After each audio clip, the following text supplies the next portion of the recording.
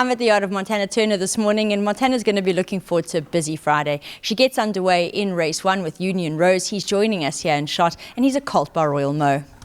Yeah, morning, Union. He's a lovely, big, strong, strapping boy. You wouldn't think he's a colt. He's actually a very sweet little soul.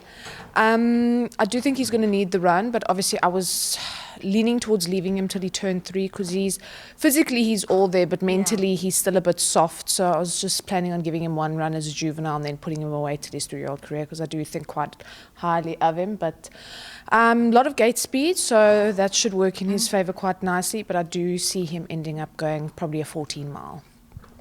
2 runners will step out to represent the yard in race 2, and they are Mad World and Sumiko. My 2 fiery ladies. Sumiko, I can put a line through that last start. The run just didn't work out in her favour. It was blunder of errors, to put it lightly. So obviously we are putting her back on turf. I do think she's probably a better poly horse. I think the short running probably would suit her a lot more. But this is more of a prep run for something else I have in mind for later on. Mad World, you know what?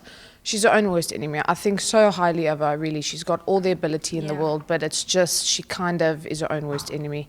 We've been doing a lot of practice at the gate, so hopefully all things going well, she'll load nicely and have a nice clean run. We move to race 4, where we'll see Green Light to Heaven. Now, he was back off a lengthy break in his penultimate, which was a fair run, and Montana, perhaps just the second run after the break last time out, was a bit of a flat run. Yeah, you know what, I think I should have had another gallop into him going into that race, because I've been running him more fresh than fit. So coming into this is a prep run for 90 handicap 14 that's coming up later in the program. So this is obviously just a prep run just to get him that extra bit fit. Ancient Epic, well, we'll see her represent the yard in race 7, and that's important because it's the feature of the day, the Milkwood Stakes. Yeah, she's actually just been a lovely filly. Her last 2, she's only had 2 starts for me, but I've been noticing she does like to race up handy when with her KZN form. But here she's just been missing the break a little bit, and obviously in those fast trips she needs to break with the field. So we are opting for blinkers, and it has really given her a nice turn of foot. So I'm hoping that the blinker strike will do the world good. And Angel C, she'll close for the yard in race 8. Yeah, Angel, she's got to have a couple more runs for me before she goes off to start at the end of the season, so it's going to be bittersweet.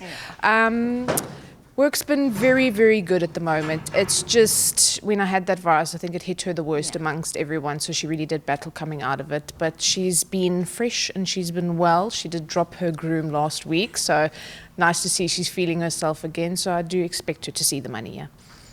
She has been such a great asset to this yard, so consistent, always giving of her best, and let's hope she comes back to herself on Friday.